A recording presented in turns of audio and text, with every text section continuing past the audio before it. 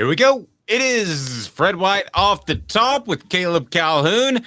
I'm Dave Hooker. Let's get it rolling. Welcome to the program. The Dave Hooker Show.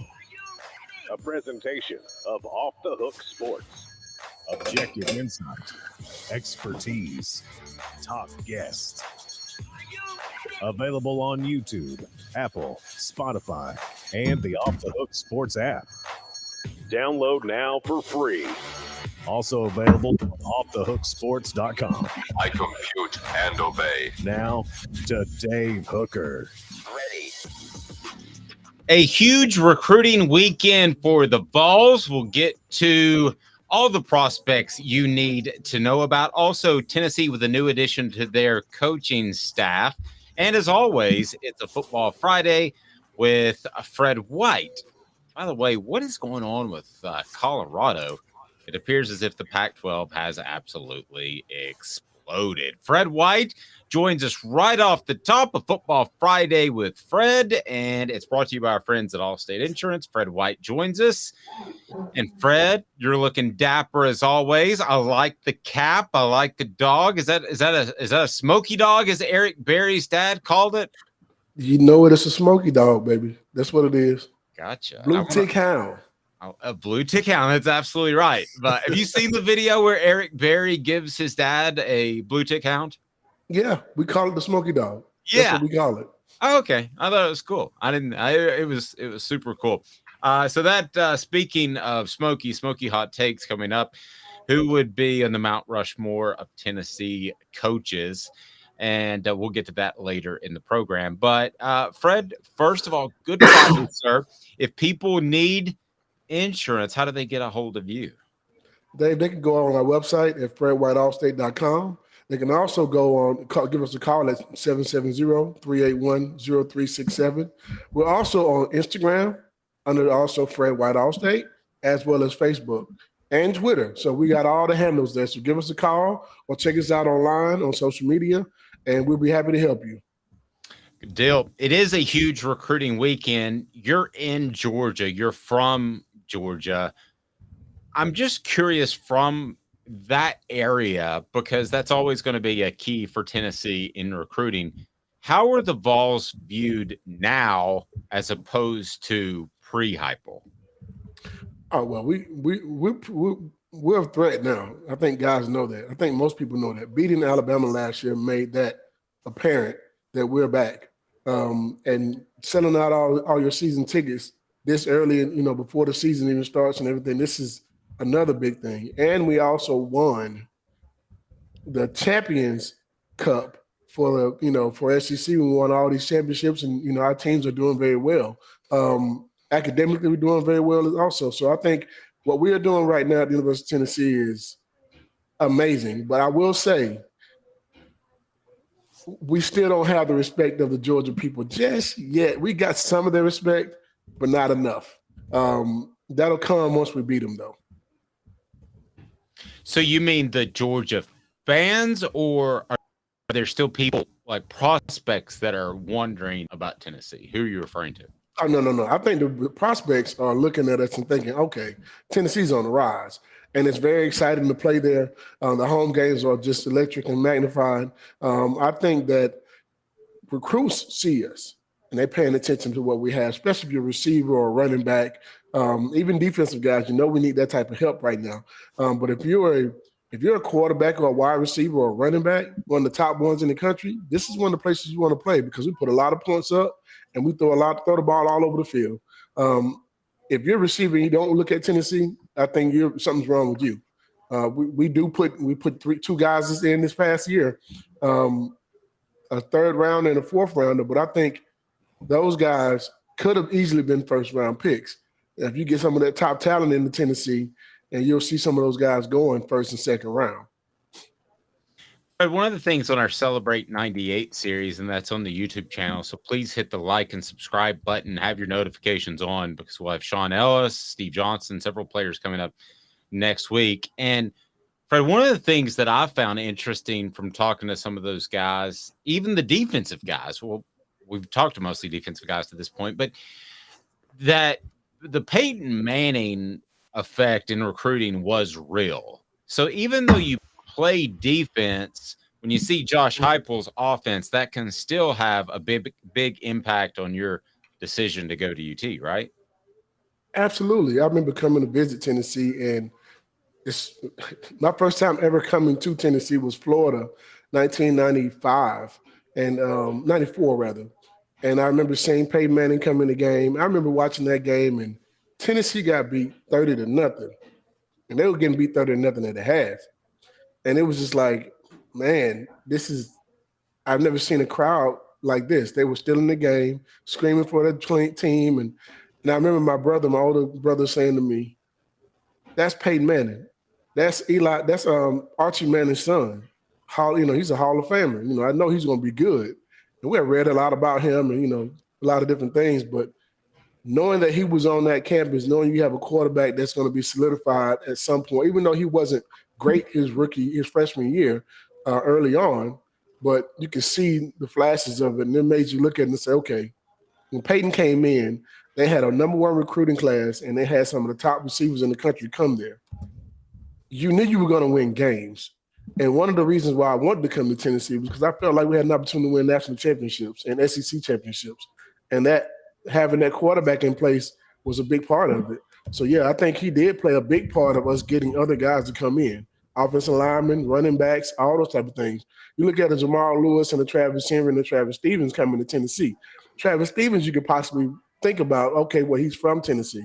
But Jamal Lewis and Travis Henry, are from Georgia and Florida. Peyton Manning being our quarterback played a huge part of them coming. Yeah, and it was the Georgia guys that changed everything. Yes, and then Cozy and Dion and Jamal. And I find it interesting that Jamal was a big driving force in that from talking to Dion earlier this week. So we'll get to all that on the Celebrate 98 series. And that's brought to you by Tennessee Cider Company. So certainly check them out. Fred, with this offense, though, and I'm playing devil's advocate here. I could be dead wrong, and you can call me out and call me dead wrong if I'm dead wrong. But would any defenders say, hey, man, I've got to play 80 plays a game because this offense is moving so fast, and I'd rather be at a place that was more ball control? Could you see a defensive player saying that? Could it in any way the offense be a negative at all? No, because that means you get more tackles. If they can't score, they can't win. What do you mean? You just stop them. You get 3 and outs all the time. If you're supposed to be a good defensive player, I don't care as many opportunities I have to get plays, guess what that means for me? More opportunity for me to make plays. Plain and simple. That's it. That's what it means. It means I get to make plays. That's it. Fred is the absolute best. Caleb, I want you to take over. Fred is the absolute best with saying, Dave, that was stupid, without saying, Dave, that was stupid. He just comes out. He's like, okay, dummy. I didn't say that. No, nope. But if you're a defensive player and you're coming to a place like Tennessee and you're thinking, well, they run too many offensive plays, I don't want you here anyway. That means your ass is lazy. Stay where you at. Go somewhere else. That's good stuff. Fred, when I talk to you guys, I appreciate and understand my ignorance in some matters. So I can be ignorant, but I'll try to be more learned for sure. All right, Caleb, take over. Fred, I spoke with Dave on the phone earlier this week about my thoughts on this, and I want to get you in on this because Josh Heupel, the way the system that Tennessee's running is obviously so up tempo. I mean, it's honestly, I've called it kind of controlled chaos to a certain degree. But I would like to ask, dare we go a little blasphemous and say that General Nealon's first game maxim is a bit outdated now? The team that makes a few mistakes will win. And you guys already proved that in the 97 Auburn game. Y'all made more mistakes and y'all still won. But if we go through the entire season like that, it's still true. You can't go through an entire season in every game you play, and that is the case. That's not possible. I think every team, regardless if it's high school, pros, or college, I think that makes a big difference. The team that makes the fewest mistakes will win. And it's not just big mistakes that you're talking about. You're also talking about alignment and assignment. If a guy's lined up correctly, or if a guy is in the wrong gap. We talked about that on our series 98, Celebrate 98. And that was one of those things where we talked about how one guy was out of position and that one guy being out of position made a hole so big that a running back ran 60 yards for a touchdown just because that one guy was out of position. The team that makes the fewest mistakes will win means more than just that one play or that big play that we gave up. It means your alignment, your assignment, taking care of your business, doing your job.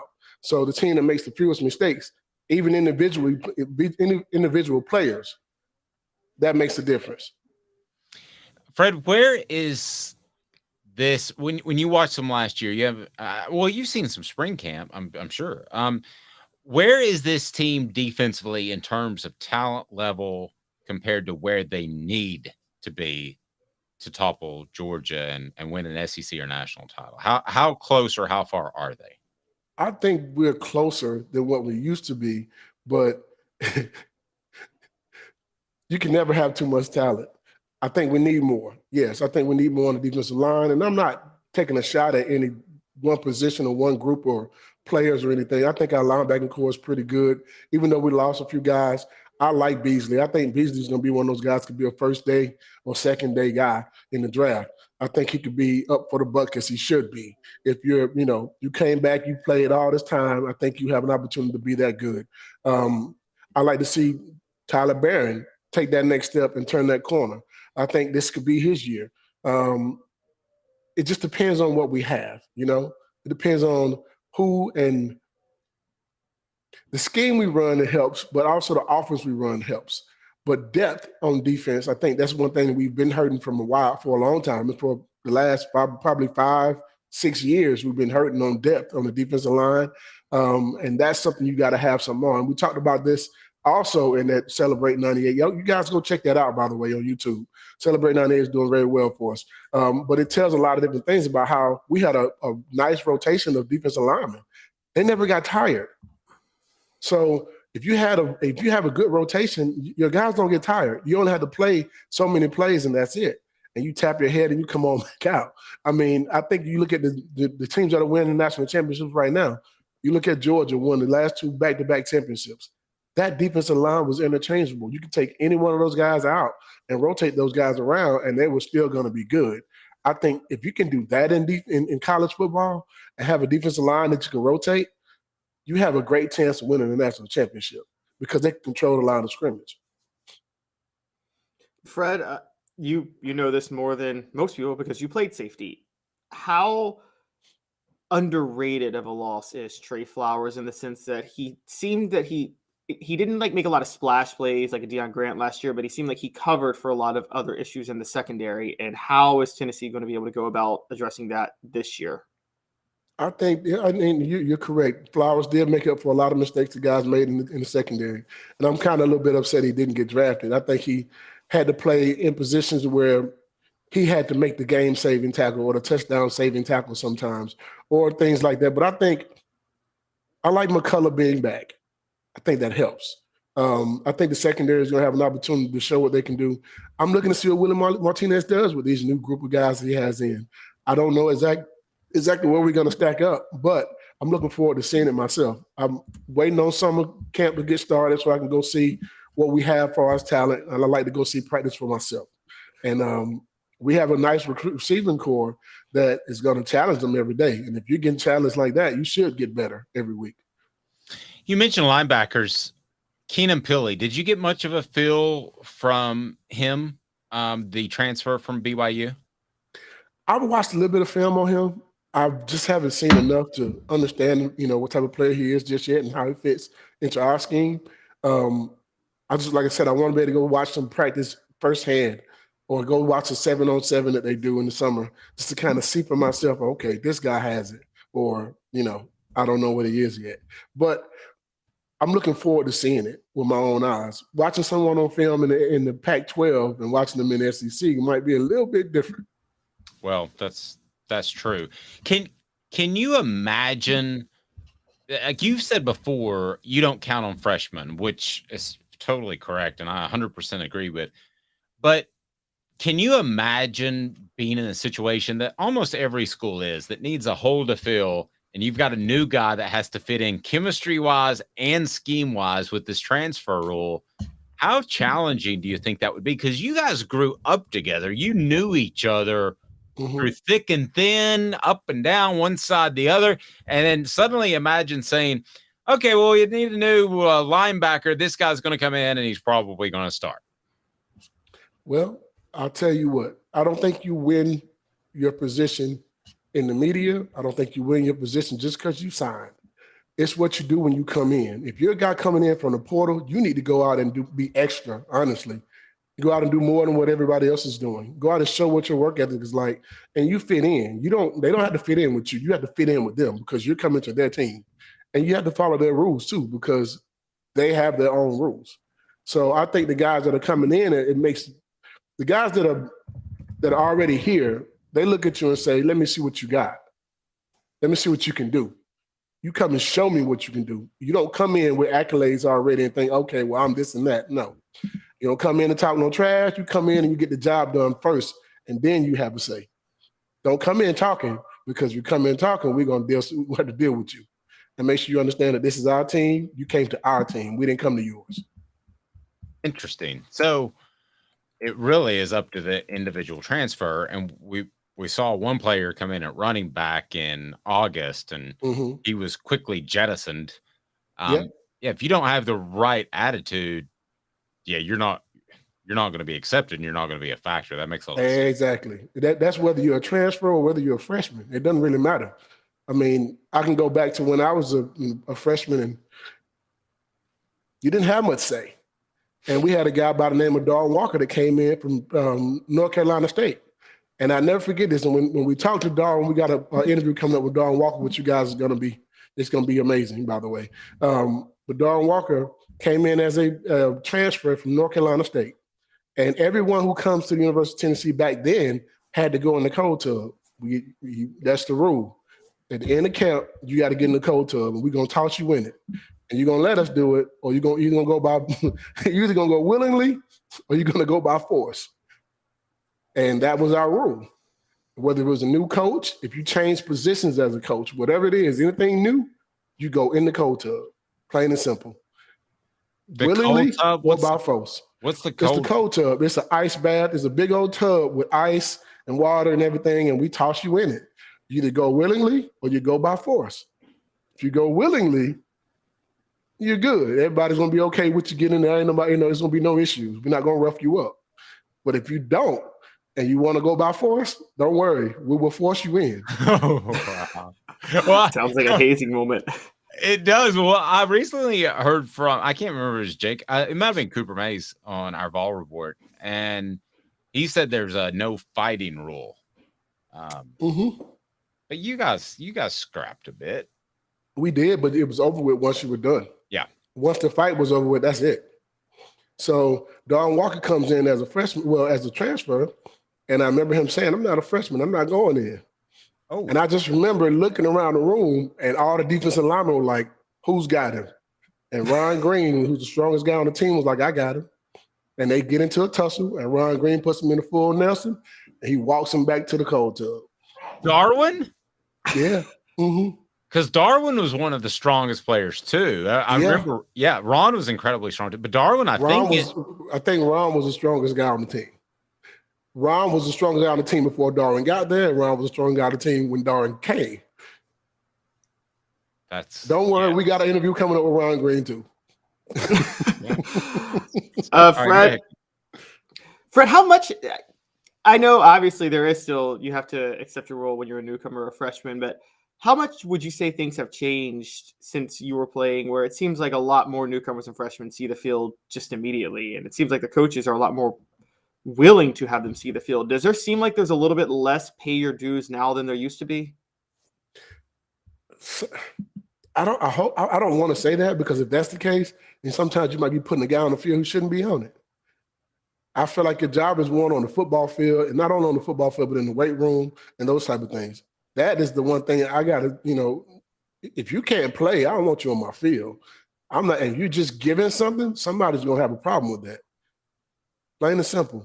In my locker room, if I'm on that football team, I don't know how these guys work, but my thought process as an athlete, if a guy comes in, he has to beat me, not be given anything. If you're giving something, then you're setting the wrong precedent, because you're going to have guys on your football field who shouldn't be on it. Yep. We had on the message board. If anybody else you want me to ask Fred about, I'll throw it at him. But hurry up because he's got to run. But one of the quotes that stood out most from spring camp to me, you talk about fitting in, is Gabe Judy-Lawley, who is a defensive back and is also a transfer.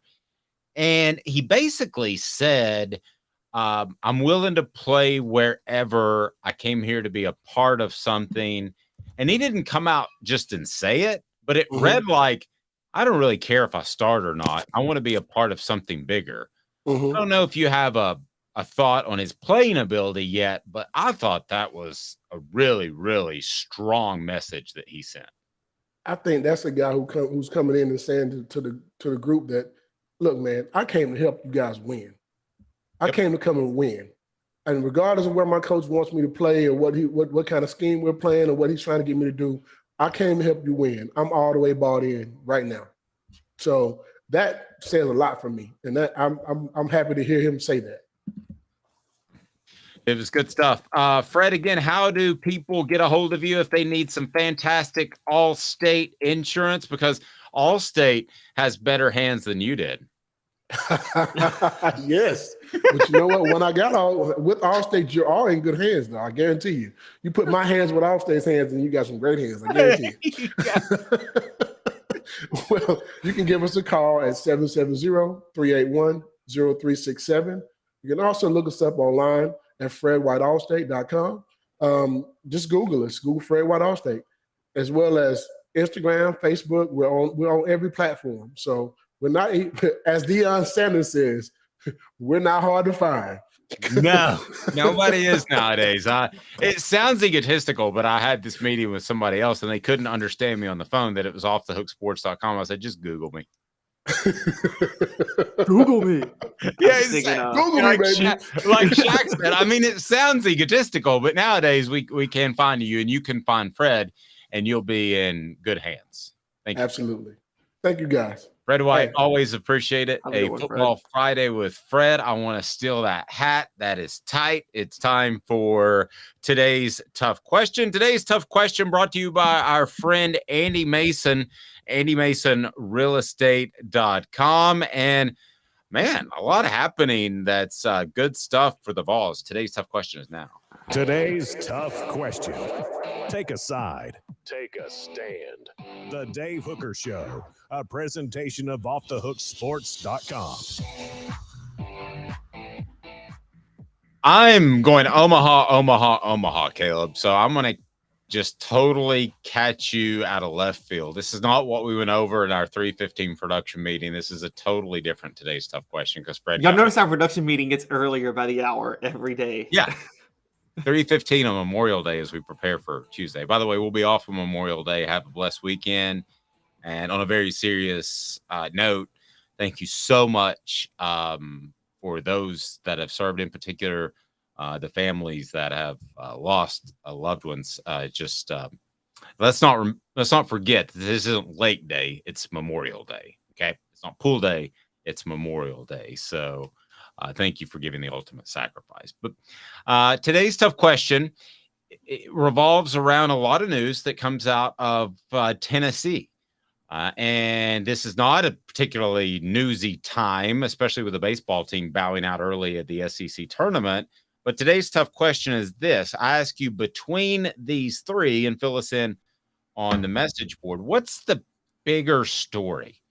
Is it McKenzie Milton, the UCF quarterback who played for Josh Heupel, who will now be an analyst / assistant on the staff, one of those Nick Saban type roles? Is it the announced sellout of season tickets, or is it Tennessee winning the Champions Cup? And it's brought to you by AndyMasonRealEstate.com. 40 years of experience in real estate in Knoxville. AndyMasonRealEstate.com. You love it, and Andy Mason will save you money with the best service, best prices, best service. AndyMasonRealEstate.com. What's the bigger story between those three? Rank them for me, Caleb Calhoun. Okay, well, the least big story is the Champions Cup. That is hilarious to me because I'm sorry. Yeah, that involves a lot of sports, and everybody's like, oh my God, my school has graded all these little sports. Okay, let's be honest. You only care about football, basketball, and if you're Tennessee, women's basketball and baseball, and maybe softball. That's about as far as it goes, those 5 sports. Okay. And so I'll go ahead and tell you we see this completely opposite, but go ahead. Yeah. Sorry. Doesn't matter. No, that's fine. You go for it. Tennessee fans, would you trade in a Champions Cup for a national championship in football? Yeah, you would. Okay. Well, yeah. Okay. That's a different argument. All right. So rank the three. You got the sellout, and then you got McKenzie Milton. Number 2. I'm going to say the sellout, but here's why. Just hear me out. The sellout would be the biggest story, but we had already knew that Tennessee was on the trajectory for this when we covered this a month ago. This was something we knew was going to happen based on how they were already shattering numbers. So this isn't as big of a news story to me now because it was a big news story to me a month ago. And so it's not, it doesn't stand out as much now. I think number 1 is McKenzie Milton.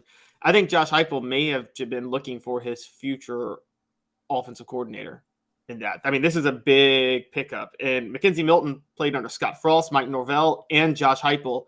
And he probably had his pick of the litter to be an analyst somewhere, and he chose to come work for Josh Heupel. That's although Scott Frost is no longer coaching, but you get the point. It's still a pretty big deal that he picked Heupel. I think the Champions Cup is the biggest of the three, and I'm going to tell you why. Because I think that proves that Tennessee's relevant in a lot of sports. I still remember, and it changed kind of my mindset on the Lady Vols and non-revenue sports when Terry Fair said that I've told you this, he came to Tennessee because he saw the Lady Vols on television in the Final Four in Arizona. So I think it's proof that Tennessee's relevant in a lot of different sports. You get a ton of free advertising by being in these bigger events, especially non-revenue sports, like the College World Series or the playoffs. And it would have been nice if Tennessee would have gone further in the SEC tournament. You have softball, you have all of that. So I do think they're more relevant maybe than you do as providing free publicity, kind of like how Elon Musk talks about he's going to start advertising, and then they run all kinds of stories about him running advertising, which is essentially free advertising. So if you win, then you get free advertising. You don't have to recruit quite as hard. A guy like Terry Fair says, well, man, look at those Vols. I like the orange. I'm going to go there, and ends up being a first-round pick and an all-SEC player. So I think that's number 1 for that reason. Number 2 is Milton, and that's what Travis on our message board says as well. Number 2 is Milton because, and I would be exactly opposite of this if this is a defensive-minded coach like Nick Saban. I think it was important for Nick Saban to bring in offensive minds that were different from him, like Lane Kiffin. I think the opposite of Josh Heupel. I think Josh Heupel needs to bring in the same offensive minds because his offensive plan is going to work unless there's a significant rule change. And yes, I think he's lining people up so his guys get better jobs and they move on as coordinators somewhere else, or they move on as head coaches, as Alex Golish did. I think Milton does climb up that ladder. I agree with you. I also think those analysts provide more insight during meetings than a lot of people think. I think that Alec Ablin had a say in some of the more innovative plays last year that Tennessee ran. I think that there's a good chance Milton will as well. And let's be real honest, even though it's an NCAA violation, most schools have those guys run out on the field and coach, even though they're not supposed to. So you've got a guy that really knows the offense if they decide to do that. Not that anybody would, not that Alabama closes practice for a particular reason, not that 38 offensive analysts run out on the field for Alabama. I'm just saying. So, Caleb, that's how I would rank them. The sellout really meant nothing to me. I thought it was going to happen. I didn't know if it was going to be May the 25th, April the 25th, or June the 25th, but it doesn't surprise me at all. Yeah, the sellout thing is the news of the sellout was when we saw how ahead of schedule Tennessee was a month ago. It's nothing now. I'm with you on analysts, and it's kind of open too with Tennessee as an open secret. Kelsey Pope, when he was promoted to receivers coach, it was well documented that Kelsey Pope turned Cedric Tillman into a 1,000-yard receiver. He worked with him on the field in practice regularly in developing him. So it was pretty obvious. I agree. And for the record, I got to side with Nick Saban on this when he does this. Nick Saban is right too. He's complained for years that there aren't more staff members allowed for football teams. And I didn't even think about the numbers till he brought it up. But an assistant coach if you divide up the players per assistant coach in football, an assistant coach is responsible for more players in football than in any other sport. And it's not even close, really. I mean, in basketball, you got what? 4 coaches and 12 to 15 guys on a roster, right? Yep. So you're talking 3 to 4 guys per coach. You got like 100 guys on a roster and you're allowed 10 staff members. That's insane. And that doesn't even count the scout team and all of those guys. I got to ask you this, though. Let me play devil's advocate. Is this staff too inbred? I mean, could it use? You're asking if Tennessee is too inbred. You know how many? I knew you'd roll with that.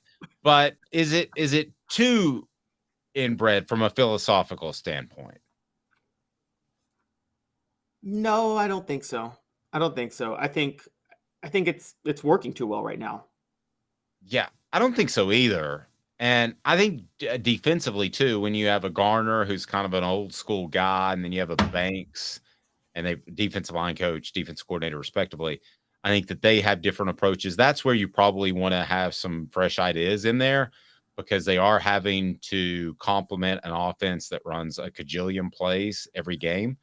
But I don't see that right now. I don't see that it's too inbred at all. I think that bringing in Milton was a very positive thing, but I thought I would throw that out there. And now Fulmer, on the other hand, I would say when that's what did Fulmer in, is Tennessee was too inbred towards the late 90s, early 2000s. I think they just after were so Cutcliffe obsessed. left?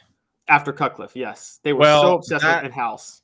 Well, they were. I agree. Randy Sanders was an easy decision, and in retrospect, it wasn't the right one, even though you're talking to the guy who sat down with him and his dad at a Cracker Barrel and wrote how he might be the next head coach at Tennessee, and that was the 2005 season. So obviously that didn't, or the 2005 season. So obviously that didn't go very well. I think that fresh ideas are good, but I think everybody being on the same page is good, and I think Milton will bring some new ideas. By the way, somebody said they've got to go. Have a great Memorial Day weekend. We appreciate that. We got an app. We'll go where you go. So download the app. We appreciate that. And coming up, Tennessee's huge, as some guy named Donald Trump likes to say. Recruiting weekend is just going to be magnificently awesome for the Vols, I believe. We'll get to that. Magnificently awesome. You know what? In 20 years of broadcasting, I think that's the first time I've said that. I think I need to drop that one. I don't think that one's any good. Magnificently awesome. Just go all over Trump. Go tremendously awesome. Tremendously fantastic. Tremendously fantastic, believe me. It's unbelievable. The recruiting weekend. It's unbelievable.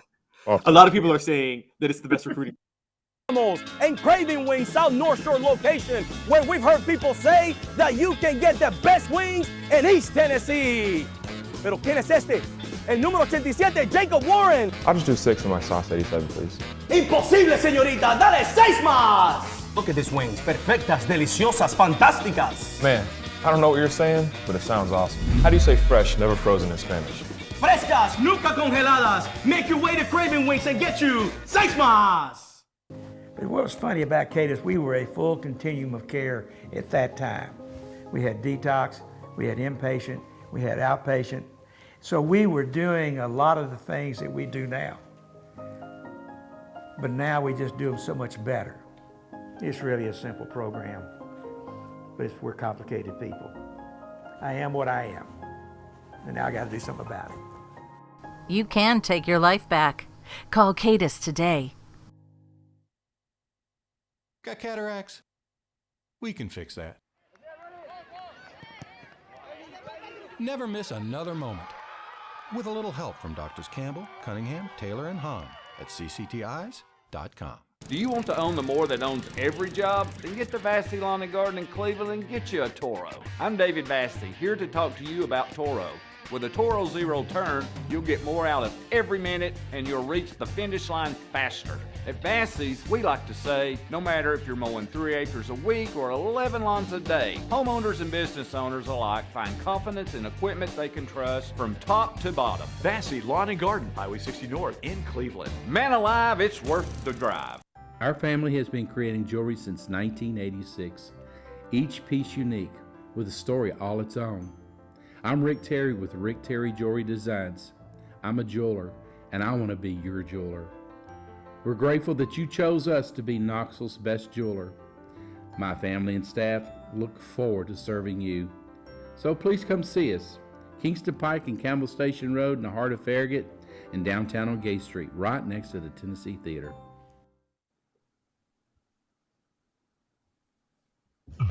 Who's this guy? Hello, who is it? The Dave Hooker Show, a presentation of Off the Hook Sports. What? YouTube, Apple, Spotify, and the free Off the Hook Sports app. Back to Dave Hooker. It is huge. Huge. And general recruiting months.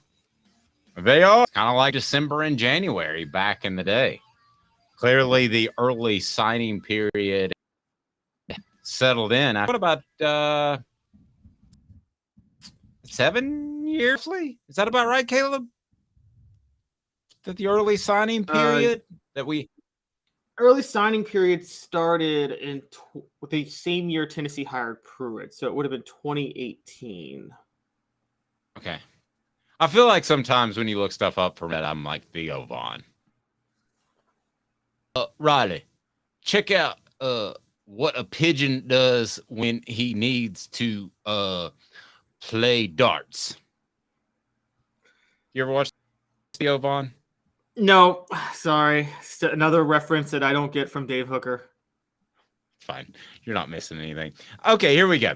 So the 865 Live Recruiting Weekend is going to be star-studded. Let's look at some of the prospects. Let's start with 4-star running back Peyton Lewis. Now, Tennessee might have a special tailback on campus, and Dylan Sampson, who may be a little light to do that, or we've talked about Cam Selden as well.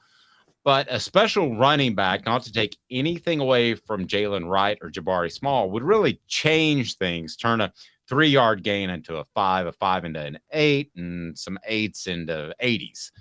So Tennessee could use that. And somebody could step on campus, thought it might be Justin Williams-Thomas last year. He couldn't see a hole if it was yelling at him. And Peyton Lewis could be that guy. Pretty good name, too, if you figure in the Tennessee heritage of Peyton and Lewis.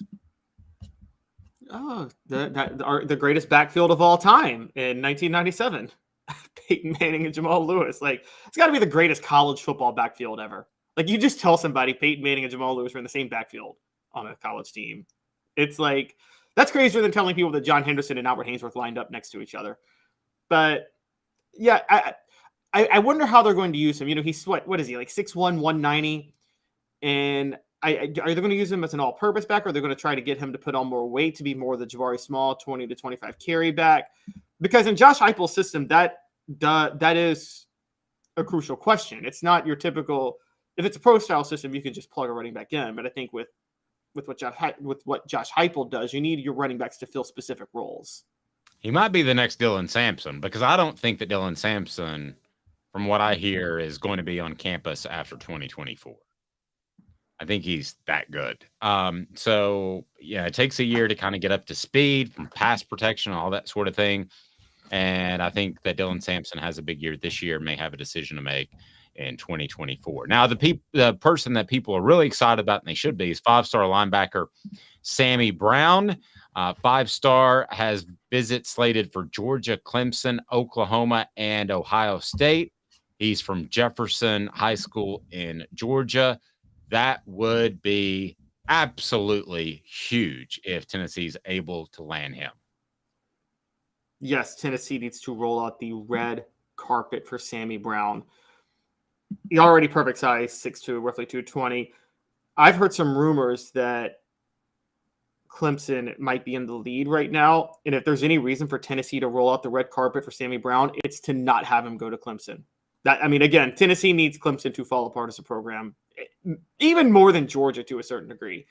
And so you can't afford to lose. If you lose Georgia guys to Georgia, okay, happens. You lose Georgia guys to Clemson, you're in a bit of trouble with Tennessee. They need to go all out for Sammy Brown. All out. Orange carpet, as I just saw on the message board. Yes, roll out the orange carpet for Sammy Brown. I was waiting for that. We need some Lane Kiffin hostesses to come back if we need to. If they need to. Another guy that could be the next Dylan Sampson is Boo Carter, although I think he's going to play corner, but he's listed as an athlete now, 4-star guy, Brainerd. This would be a huge get for Tennessee. Now, I do have a little bit of concern how he left his original high school in the fall and ended up at Brainerd. I'm going to look into that a little bit more, but physically, you look at the guy and he's got what you want out of a versatile athlete prospect. Yeah, and I think it's pretty obvious they're going to plug him into the secondary, aren't they? Yes. Yeah, which is exactly what Tennessee needs at this point. So, and if you guys have looked back and tracked, Dave, you've covered recruiting longer than I have, but at least since I've been covering recruiting, the best cornerbacks I've seen in college were almost all of them were recruited as athletes, particularly Tennessee. They were listed as athletes more often than they were listed as cornerbacks. Especially, yeah. I mean, it usually means you can't catch, right? So, Rashad Baker would certainly fit that mold. I think Jabari Greer was a athlete. There are natural corners that you would love to have, like Jalen Ramsey, who's out of the mid-state area. I mean, he was going to play corner. There was no question about it. Our own Fred White was a cornerback. A lot of people don't realize they got him there and said, hey, we've got a lot of cornerbacks. You need to eat and put on weight and get bigger and play safety. He's like, I really don't want to. It's too bad. Okay. And then 4-star linebacker Edwin Spillman. He is out of Lipscomb, Tennessee Academy. You and I have, I think, like a pending silent wager about how the mid-state will be able to support Tennessee's football program. You don't think there's going to be a lot of guys out of Nashville, and history would support that. I think it's a matter of time until Nashville is a recruiting hotbed, but Spillman would be a big pickup either way. And just so people know, when the show was over yesterday, I went down a list of just random mid-state guys, and I'm like, hey, Dave, remember covering him? And Dave's like, oh, yeah, he was highly talented. He was awful. I mean, yeah, no, I'm not arguing with you the production of it at all. One guy that we kind of forgot was Jalen Reeves-Maben. Yes, we did forget about Jalen Reeves-Maben. That is true. Yeah, and because he's listed as, I thought of that yesterday. He's listed as Clarksville a lot instead of the Nashville area. So that would have been I would still go in on Edwin Spillman. I would. I mean, I think a 4-star linebacker, again, yes, mid-state underachieves and is overrated, but typically 4-star mid-staters, they're usually they usually can fill a roster spot. Yep. And then Daniel Calhoun, no relation that I'm aware of, but Daniel Calhoun is a 4-star offensive lineman. Now, he's got official visits set up to Georgia, Texas, Alabama, Auburn. This is one of those it guys. So I'll make recruiting really simple for you. Instead of 5 stars and all that nonsense and all the rankings and stuff that people get caught up on, I'm going to make it real simple for you. There's anywhere guys, somewhere guys, and nowhere guys. There's guys that can go anywhere they want. There's guys that can go a few places, and there's guys like me that couldn't go anywhere. So he is an anywhere guy, and you've got to win some anywhere guy battles against the Alabamas and the Georgias of the world. And you would think Tennessee has an opportunity to land him, but you kind of got to prove it. He's out of the state of Georgia. This would be the equivalent. I'll just go ahead and tell you, this would be the equivalent of a Cozy Coleman type to get him out of Georgia, a guy that Georgia and Alabama really want. 6 foot, 6.5. He's 255 pounds. So he's going to put on weight, Caleb, but the fact that he is lighter makes him a better fit, in my opinion, for Josh Heupel's offense, because they like people to be able to move their feet. So I can't bet on Tennessee getting a highly rated guy right now out of Georgia when Alabama and other teams want him. But I'll tell you this, I can definitely say that Tennessee is in the running now, and I don't think they would have been in the running 2 years ago. Yeah, and what the thing with Daniel Calhoun, and you're right, they have a factor they can sell, which is their offense may be a better fit for him. Although, isn't he listed at like 330 now? I don't know his exact weight. Check that. We may have a typo in our story. I'll let you check on that. Yeah, let's see. I mean, he would be a monster. Yeah, he's listed. He would. He's listed at 330, but that's not a big deal because if you're 330 in athletic, I mean, Darnell Wright was 330 and homeboy could do backflips. And so I think that I don't know if he's that athletic. I will say this. Rivals Futurecast already has him unanimously going to Georgia right now. And so I do think you have to weigh what are my chances of getting this guy out of Georgia? And I don't know if Tennessee has as much of a chance to get this guy out of Georgia. I don't think Alabama does either, honestly. And so we'll have to see how that goes. Yeah, but in all fairness, you would have said the same thing about Deion Grant and Cozy Coleman. And as I learned from talking to Deion earlier this week, you know what spurned that is that Georgia was not high on Jamal Lewis. So that's why the 3 came to Tennessee. So a lot of other things could be at play, and that's Josh Heupel's job is to find those little niches to wedge Tennessee in there, right? Yes, but isn't it a little bit easier when you're a top 10 program and the other program is completely floundering because they have, as Steve Spurrier once said, Ray Goof as head coach, and as opposed to being a program that just won back-to-back national titles, followed up by Jim Dumlin. I never See heard what we that did one. there? We're riffing. All right, so let's continue rolling. Cameron Fountain of Youth will be at Tennessee. He's got an official set for Knoxville on June the 23rd, but he'll be in Knoxville this weekend. He's also out of Georgia. So there's a theme here. Tennessee is going after the Georgia prospects, and that's what they need to do. Has a visit locked in with Southern California, and that's according to our Caleb Giroux, who you need to check out his story. So that's a big deal to me that he would look at Southern Cal, because you don't look at Southern Cal unless you're willing to leave the state of Georgia. So if you're willing to leave the state of Georgia, then you could leave the state of Georgia for Tennessee. So that to me is a factor if I look at it with my recruiting background. Oh, yeah, they should definitely absolutely go after this guy, Cameron Fountain. It's not huge if they lose him. I think if there's one area where Tennessee's actually set themselves up pretty nicely long-term, it's edge. I don't know how you feel about that, but I actually think they've done a pretty good job recruiting edge rushers to this point. Totally agree. Another 4-star linebacker. I remind you, crafttreats.com. Crafttreats.com. Use the promo code Off the Hook. The promo code Off the Hook and get 20% off. You can go with their chill pills with the CBD derivative. Will help with your pet's arthritis, digestive issues, or anxiety. And also, they have non-CBD pet treats that are fantastic. Again, crafttreats.com. Use the promo code Off the Hook. The promo code Off the Hook for 20% off. 4-star linebacker Jordan Burns, the number 34 linebacker in the class. And this seems like a very gettable guy. Mr. Burns has just one confirmed official visit locked in with Arkansas. So maybe not as highly touted out of Pace Academy in Georgia, but he's a guy that I think that Tennessee has a real shot at. Your thoughts on Mr. Burns? Yeah, he's a composite 4-star, which is good news for Tennessee. And also, according to 247, the only 3 schools with warm interest are Arkansas, Auburn, and Tennessee. Now, the red flag on that is, does that mean that that would suggest those are the only 3 schools he's interested in? I would believe that the only reason those schools are the highest on his list is because Georgia and Alabama don't want him that much. That's the only thing that I could really, because I feel like if one of them wanted him that much, he wouldn't have Arkansas and Auburn on that list. But that's okay, because Tennessee is still going to take some of those guys. Jamal Lewis, who I just referenced, was the guy that Georgia was just warm on, and perhaps that's because they had warm on him. I didn't know that story until I talked to Deion this week. You would have thought anybody would have rolled out the red carpet for Jamal Lewis, like whatever you need to get to campus.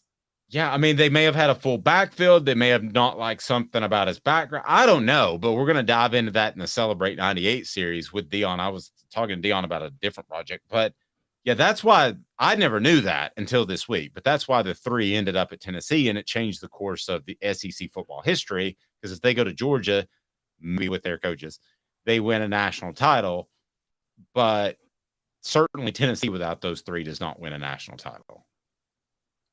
Definitely. And probably, all 3 of them. They need all 3. Even Jamal Lewis. I know he got hurt, but they're not beating Syracuse without Jamal Lewis that year, honestly.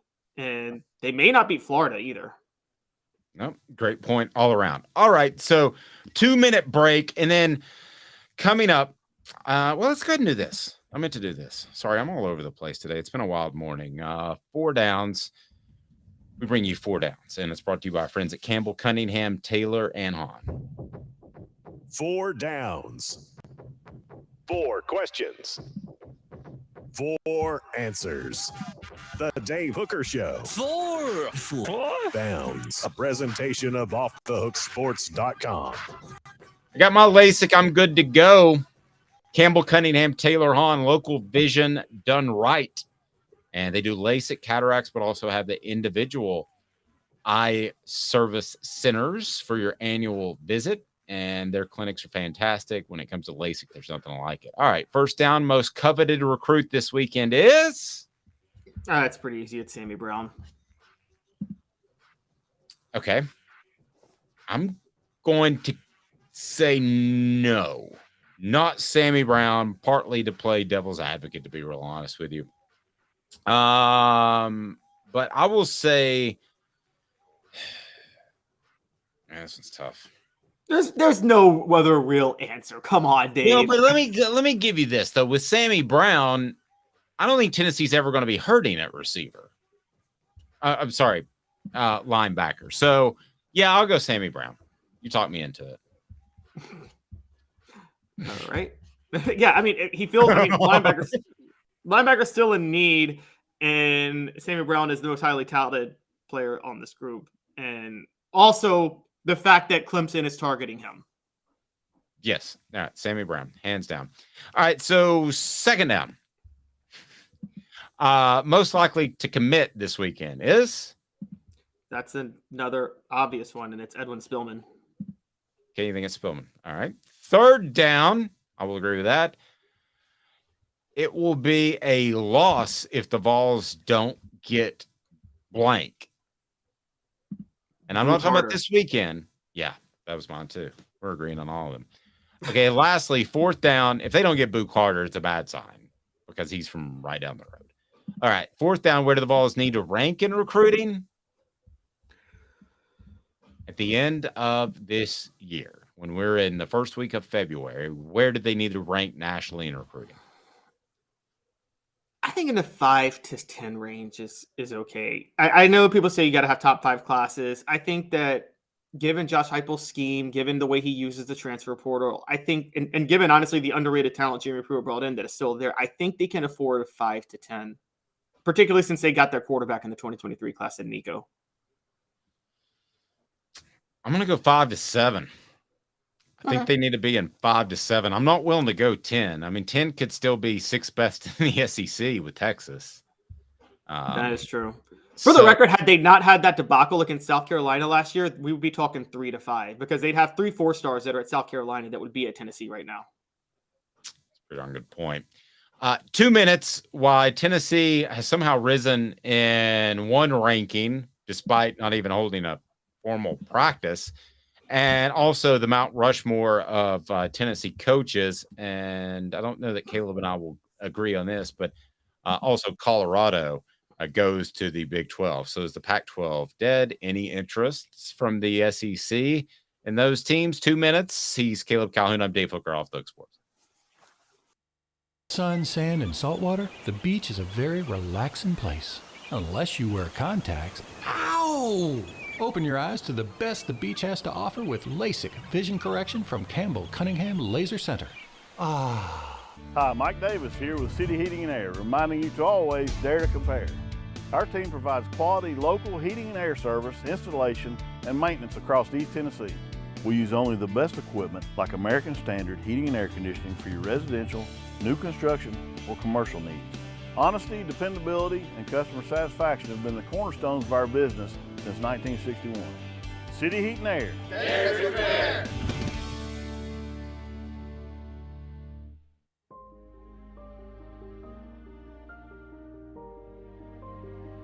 Our family has been creating one-of-a-kind pieces of jewelry in West Knoxville since 1986. Each piece is a combination of unique processes that bring your idea to life. Every day in our shop, a truly special item with a story all its own is being manufactured in our facility, bringing the history and family sentiment into a whole new generation of life. We're grateful that you chose us to be Knoxville's best jeweler, a title that we value and respect. Because to me, being a jeweler and owning a jewelry store are not the same thing. I'm Rick Terry. I'm a jeweler, and we want to be your jeweler. Kingston Pike and Campbell Station Road in the heart of Farragut, and downtown on Gay Street right next to the Tennessee Theater. When you want a hard cider that's easy to enjoy, one that's crafted to perfection, you need Tennessee Cider Company. Some say it's the signature cider of the South. Others say it's the cure to your craving. They all say you'll savor every sip. With a selection of ciders free to sample, all it takes is one taste. Visit tncidercompany.com for more information, as well as to shop our ciders and merchandise online. Thirsty yet? Doors open at 10 a.m.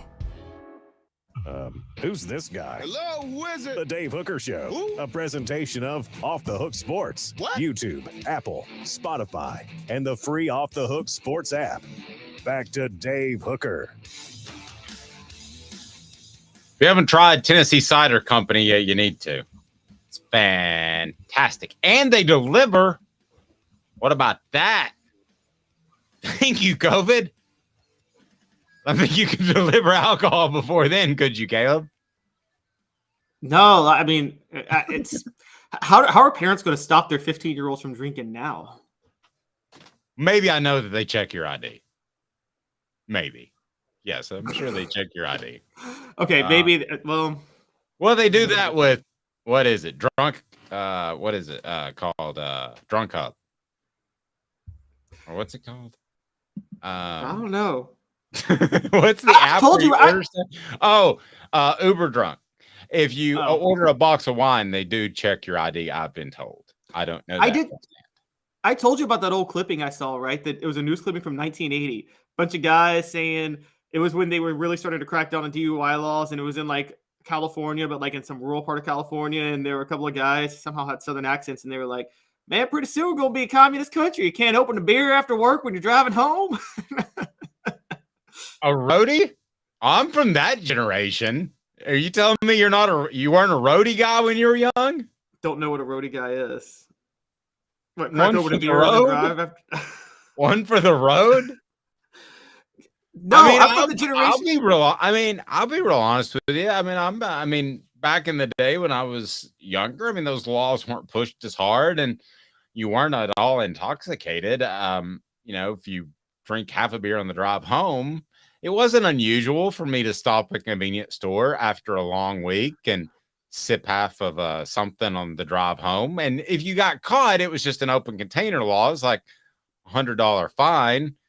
But no, I wasn't at all intoxicated. Well, now these dang commies won't let us drink and drive anymore. So, Dang commies. I have heard stories from a generation previous to mine where the cops, this is before body cameras and everything, where they would say to you, they'd say, "All right, here's what we're going to do. We're going to get behind you and follow you back home." Huh? So the baby boomers, instead of a DUI, here's what you got. You got basically a parade back to your house. Man, but you drove your vehicle. It wasn't even keep it on the side of the road and pick it up when you sober up in the morning. It was like, try to keep it in between the lines. And if you wreck, we'll be behind you to help you. Now that's customer service. From the that is. Department. Well, then the cabs and the Uber drivers were like, "You're putting us out of business." So that's right. And yeah. And the police officer would say, "Do you need a mixer?" "No, I'm good. Thank you." All right, but let's get serious here for a second, or semi-serious. America, as Smoky Mountain Red said, and I agree completely. I don't even know that this is a what the H anymore, but I've got the element, and by golly, I am going to play it. What the? What was he thinking? Release the hounds. The Dave Hooker Show. Keep cool. A presentation of OffTheHookSports.com. Good gracious, it is a Friday. Papa John says, that is protect and serve. Good one. Line of the day. Papa John, go ahead and just here. It's a line of the day. If you beat me at line of the day, I'm just gonna hook you up with a shirt. So Papa John, here's my email. You're getting a Hooker shirt, which you're getting quickly dated by the moment as Hendon Hooker's moved on. Maybe I could get some in gray and blue. All right, so I don't know if this is a what the H or not, but Colorado is going to jump to the Big 12. It seems weird, but not anywhere close to as weird as Southern California and UCLA moving to the Big 10. I think this is a move that Colorado had to make. I think this was probably discussed when Dion was making the move to Colorado because the Pac-12 is imploding or already has imploded. So I don't know if this even qualifies for a what the H. What choice does Colorado have when it comes to Pac-12 program? Colorado is borderline relevant, but I think the relevant ones would be Colorado, Oregon, Washington, maybe just because they're in the Seattle market. Yeah, but I'm not a TV market guy. I mean, you might be right by some people's standards. I'm not a TV market guy. I'm like best product on the field guy. Okay, then probably Utah has a pretty good market. I mean, they won back-to-back Pac-12 titles. A good product. They have a pretty great. Yeah, they have a great following in Salt Lake. I mean, again, Salt Lake City drew more for the Pac-12 title game than LA when Utah played USC last year. Okay, so I would take Utah over Washington, even though you might have a slightly smaller fan base, just because I think that Utah is a better football program and a more relevant football program. And you actually have a larger fan base, just a smaller market. Right. You see what Yeah, I agree. And then I would say probably Arizona State, one of the Arizona schools. I don't know which one, but I think one of the Arizona schools you could probably take in there too. Yeah, those non-football towns. One of the most non-football towns I've ever been to is that Phoenix area. I don't know if they even know football's going on half the time. I think they'd rather watch Kevin Durant shoot free throws on a Saturday. It's a radically fast-growing area though, so I think they might start to care. There was a period, wasn't there, in like the 90s where either Arizona or Arizona State, I think it was the year Tennessee won it. Like they went like 11-1 or finished in the top 5. But I think what's clear cut is Utah. And I mean, but we're talking about this. I mean, does Colorado even count? Because Colorado has been a bottom feeder of college football for the last 25 years. So, Can I tell you another one of my, this is just how different it is. I'll tell you another one of my favorite recruiting stories that has to do with the Pac-12 as we have just veered wildly off of the topic is Arizona State was recruiting a guy that ended up at Tennessee. And they go in there and they say, hey, why would you want to go to Tennessee? They have too much talent. You'll never play. And it hit the young man wrong, as it should. They're basically saying you're not good enough to go play at an elite place. So instead of him being disrespectful to the coach, he walks in the other room. And if you thought hard enough, you can probably guess who it is. But he walks in the other room and he tells his mom, and his mom comes out and says, you get the H out of my living room. If you don't think my son's good enough to play at Tennessee, then you don't respect his ability. You're no longer recruiting my son. And he was going to go to Arizona State before that moment. I think I know a very prominent Tennessee football player. Yeah, I think we mentioned his name in this very program. Oh, I was thinking somebody else. No, okay, wait. Were you? It rhymes with Harry Bear. Come on. All right. A Hooker shirt. Who can tell me what prospect I'm talking about? Rhymes who are you going to say? I was going to say Josh Dobbs because he was committed to Arizona State for a minute. No, this guy lived in Arizona. Raynoch Thompson lives in Arizona. No. He was a prospect. He's from Arizona. Rhymes with Harry Bear. Why is my mind drawing a blank? I don't know. You know I'm going to kick myself when you tell me. He was an all-pro first-round pick. All SEC twice. Terry Fair. Thank you. Smoky What is Mountain wrong Red. with my mind? What is wrong with my mind today? Very Wait, Raynoch Thompson played for the Cardinals. That's right. He's not from Arizona. You're right. Sorry, I got that. I think he's from South Carolina, right? I think so, actually. You mean do my Theo Vaughn thing again? Riley, if you could check out what makes Raynoch Thompson a guy from South Carolina. He's from LA. He's from Cali. Oh, Raynoch is? Right. Yeah. Oh, so I guess back to the point, though. I'll tell you one thing about Raynoch, and I will say this, and I mean this as a complete compliment, a guy that had zero respect for his body whatsoever because he was light and he hit people extremely hard. And his body was just not meant for that kind of violence. And I mean that as a huge compliment. And also wasn't meant to, a body that does that shouldn't go play for an incompetent organization like the Cardinals that doesn't know how to look out for its investments. But he's from the name that rhymes with Raynoch Thompson, like Harry Bear. he's from Raynoch is from LA, graduated from Louisiana. But I wanted to get back to Colorado for a minute because we went way off. But the point off topic, me on a Friday? What are you talking about? Before a holiday weekend, Caleb? The point with the Colorado story that's crazy is, remember, Colorado set in motion the entire breakup of the Pac-12 of the Big 12 just 12 years ago. They left to join the Pac-12. That means, for those who don't remember, the Big 12 was the original Big 8 plus the 4 premier Southwest Conference schools: Texas, Texas Tech, Texas A&M, and Baylor. And Colorado was part of that Big 8 rivalries with Nebraska. Nebraska goes to the Big 10, Colorado goes to the Pac-12. So it's hilarious how the tables have turned. The question becomes, what happens with the 4 corner schools? That's why I brought up Colorado, the 2 Arizonas, and Utah.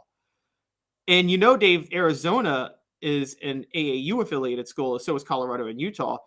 Do you think there's a chance that the Big 10 would go for them at all, or is there just no value that they bring? Would they draw the big? Would Utah or Colorado hold the Big 10 back? Would they be moochers rather than producers? Well, I think the Big 10 would go for the TV market route, like you mentioned Washington. So, well, I think they were looking the TV market route, and then they decided last year that Washington is just not worth it. That even with the TV market, Washington would just be a moocher, not a producer. No, that's fair. I guess it depends what you want. I mean, would the SEC go after an Oregon? They played them. Would there be anything neat about that? I'm obviously grasping for straws to see. I'll make an argument. It would be neat to have a West Coast team. It would be, you'd have another huge market, blah, blah, blah. I still think it's stupid. I think Greg Sankey has been very committed to a level of congruency with the SEC and to keep it regionally based. The SEC's next move is into Carolina and Virginia if they expand. First of all, Florida State, the SEC's next move is raiding the ACC. Whenever they're able to do that, and that may not be till 2036. But they're going to raid the ACC. Within the next 20 years, you'll have schools from Virginia and North Carolina in the SEC. And I think if the SEC, I'm sorry, 20 years. Well, you got the ACC that deal they just signed to get the merit-based revenue sharing may be enough to keep them there till 2036. So, is that signed, sealed, and delivered? The merit-based revenue sharing? Yes. As far as I am aware, given the fact that the schools have a handshake agreement, so I think the ACC is going to sign off on it. And at that point, it wouldn't be worth it for a Virginia Tech or an NC State to leave because, I mean, that's a risk. There's not going to be an ACC. Like we talked about yesterday, if you cut off those bottom teams and you pull some funds from them, they're going away. You're going to have a Wake Forest cut football. Yes, but for Virginia Tech and not Virginia Tech, but for NC State, it's not worth cutting that risk because if they leave right now, they may have a vested interest, even though they were one of the 8 that would be willing to leave. They probably have a vested interest for right now. It probably feels safer to do the merit-based revenue sharing and stay in the ACC because if they leave, they may not get an offer from somewhere else.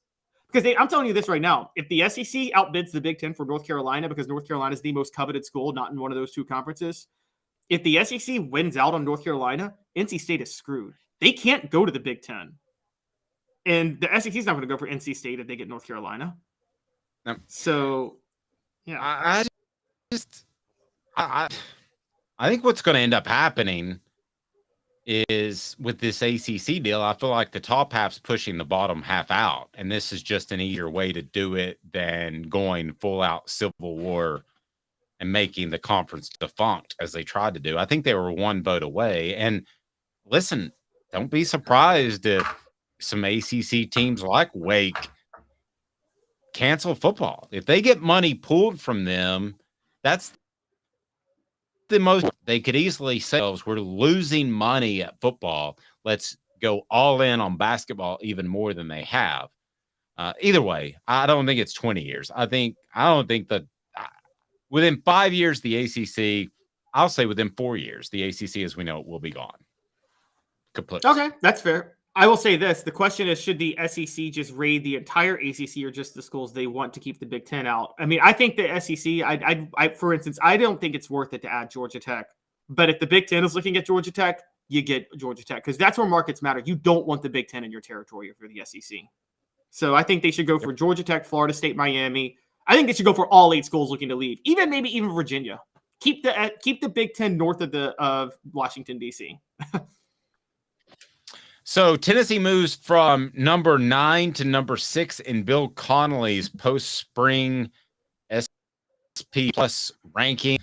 Does that mean that they moved from 6 to 9? Was there a post-spring ranking that had them at 6 and then they moved to, or had them at 9 and they moved to 6 without a formal practice? Or what does this mean, Caleb? When was this made, or is this just a poster? So the inaugural SP Plus rankings take into account 3 things, which is returning production, recent recruiting, and recent history. The most recent one of these was done back in February. So you look at, Tennessee did add a late addition to their recruiting class in Emmanuel Okoye, who's going to be in this class, so that upgrades them a little bit. Okay. On top of that, you still look at returning production, players who enter the portal. Tennessee hasn't lost really anybody to the portal that matters since that time. True. And so that is where you get them moving up to number 6. They were, and by the way, for those who don't know, Bill Connelly was very, very high on Tennessee last year. He had them at number 9 when most people didn't have Tennessee a top 25 program. So this isn't something to sniff at, really. And I think that the biggest thing here that Connelly does well is he does value returning production with recent history. What that means is returning production to him is only valuable if you've been successful in the past with that production. And that's where Tennessee comes into play a lot because they still have returning production and they've had success with this production. Okay, so who are the teams ranked ahead of Tennessee right now? Georgia, even though they lost a lot, their recent history and their recruiting is just through the roof. Ohio State, Michigan, Alabama, and Penn State. Okay. I can't argue with any of those except for Penn State. I just think James Franklin will find a way to mess it up, to be real honest with you. I don't think he's a good game coach at all. And I'm talking about You mean like when he burned 2 timeouts on a 4th and 6 to call a quarterback draw? That would be it. But yeah, I'm talking about end of the year where they'll end up. So that's fine if Bill's numbers add up to this and Tennessee 6. But Tennessee being 6, I think, is incredibly strong, especially when you look at the factors that I don't believe he is weighing in, and that would be schedule, right? I mean, he's not weighing that in. He's not predicting where they finish. He's predicting their strength right now, correct? Correct. He's predicting their strength right now. It has nothing to do with strength of schedule or anything like that. That's what the FPI is for. But the fear was that Tennessee might fall in the SP Plus rankings because they didn't add a lot of elite talent since February, and they rose. So this is a very, very big deal. And look, the team right behind them is LSU. Then there's Oregon, then Texas, and USC, and that rounds out the top 10. Florida State is number 11. Again, I think one of the hard parts with this recent history thing is you look at someone's record and where they finished ranked, but it's hard to determine if they Florida State finished 10-3 last year and finished ranked in the top 12. I don't think they deserve to be ranked in the top 12. I think their 10-3 would have been a 6-7 in the SEC or even the Big Ten for that matter, because they played such a horrible schedule. Because the ACC is, Dave, you'll love this. Josh Pate had a great point, which people are trying to say that the ACC is better than the Big Ten because they have more playoff wins. Well, Clemson has all those playoff wins. Okay, take out Clemson, and the ACC is god awful the past 7 years. Longer than that. I mean, yeah, you'd have to go back to Vautech with Mike Vick making a run. That was when they were in the Big East, so that doesn't even count. Oh, you're right. It doesn't. I mean, other than Clemson, Florida State in 2013, early 2010s when Florida State and Clemson were both powerhouses. Okay, Florida State is the obvious one. Sometimes Florida State feels like it just feels like they shouldn't even be in the ACC because of their history and being dominant at times. But yeah, I'm trying to think back. I guess Mac Brown, the first time at North Carolina, had things going pretty good. I think David Cutcliffe had Duke going at a competitive level, but there's a glass ceiling, of course, there when it's not basketball. So, yeah, I mean, other than Clemson in a generation, what do you really have? Nothing. And that's where I say that, because the debate, here's the question. Florida State and Clemson. I left them out again. Sorry. And Dave, I would ask you that obviously the SEC just dominates everybody. Which gap is bigger? The gap between the SEC and the Big Ten, or the gap between the Big Ten and the other Power 5 conferences?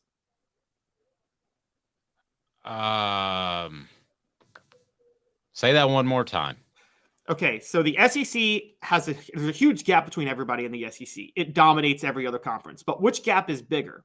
The gap between the SEC and the Big Ten, or the gap between the Big Ten and every other conference behind the Big Ten? Okay, based off what I saw last year on the field, and this could change in a year, I'm not doing this really as far as a generational thing, which may be what you're driving at. But I would say, factoring in a little bit of recent history, not just last year, I would say that the SEC is a 10, that the Big Ten is an 8, and that the closest other conference, pick whichever one you want, is a 5. Okay, so the Big Ten is closer than the SEC than any other conferences to the Big Ten or the SEC, for that matter. Yes. I guess. Okay. Yeah, I would agree. And I think you could argue that the Big Ten last year was a 9. And by the way, don't sleep on the Big Ten is getting, because of all this money with these TV deals, provided they can work it out, they're getting some really good coaches come to the Big Ten. I mean, Luke Fickell to Wisconsin was a great hire. Matt Rule to Nebraska is a great hire. Whatever you want to say, they're in the Big Ten. Lincoln Riley's at USC, and that was a heck of a hire. And Chip Kelly's still at Oregon. And so it is funny how sometimes we overlook coaches in all these conversations. And if you got money, you can go hire a coach. Sure, you can pay NIL guys, but is there any one player that Tennessee's gotten through the transfer portal that is worth more than Josh Heupel? No, not at all. I mean, even Hooker and Milton were transfers, but still, would you? Yeah, I wouldn't take just one over Josh Heupel. I don't know that you could come up with 3 transfers. If you wanted to lump together Milton, Hooker, and Dante Thornton, would you take them over Josh Heupel? Silly question because they don't get them without him, but. And Alabama, no one talks about this, but this was the only reason the SEC wasn't lapping the field in the 90s, because in the 90s you had a few other conferences, was because the SEC was probably the dumbest conference at coaching hires. They were so stuck and sticking within the family. And, you want the SEC guy. Alabama reset the standard with Nick Saban, didn't they? They said, hey, we're going to unload all the money we have to get the most high-profile coach we can get and not care what anybody says. And that totally changed the trajectory of hiring coaches in the SEC. Nope, it completely did. I agree with you. Want to hit on something real quick. One of the most incredible, coolest traditions. So I know there's a lot of younger people that watch, but I think it's one of the most overlooked, amazing traditions that Tennessee has, and it's the retired jerseys. And I'm not talking about Reggie White. I'm not talking about Peyton Manning. I'm not talking about Johnny Majors or Doug Atkins. They all deserve that, but specifically referring to the players who lost their lives in battle, fighting for our country on this Memorial Day. Bill Nolan, Rudy Clare, and of course Willis Tucker and Clyde Fuson. So, again, this is not Lake Day weekend. It's not Pool Day weekend. Remember those, because I don't know about you, Caleb. I could not imagine being in some of those scenarios that those men were in, and in particular the moments knowing that in some faraway land that you're never going to see your family again. And what they did is there's no amount of worth that can be put on that. It's off the scale. It's off the scale. So think about those people. And I know there are some out there, because we've been in war times recently, that have lost family members. And, we just thank you and thank them for their ultimate sacrifice, because that's what this weekend's about, Caleb. Yeah, and I encourage people, particularly as students of history, to go look at the horrors of losing people in war, in any war, no matter when it is. It's awful and terrible. But look at the horrors of some of the battlefield conditions of World War II and things they were fighting on. It was just, I'll tell you, obviously during World War II, that was the time that the U.S. sided with the communists in the Soviet Union, because they both had a united goal in taking out the Germans. Well, ask the soldiers who were in the Soviet Union, who were having to fight, the U.S. soldiers having to fight in the Soviet Union in the time, having to fight Germany in the Soviet Union. Well, apparently the Russians were indiscriminately brutal and didn't care.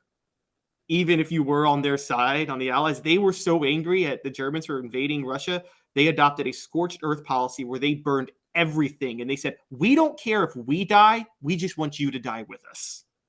And that's how brutal those things were. Yeah. Travis said on our message board, God bless America, and God bless our veterans, and God bless those families of those that their family members paid the ultimate sacrifice. Have a happy Memorial Day weekend, but don't forget what it's all about. He's Caleb Calhoun. I'm Dave Hooker, Off Duck Sports.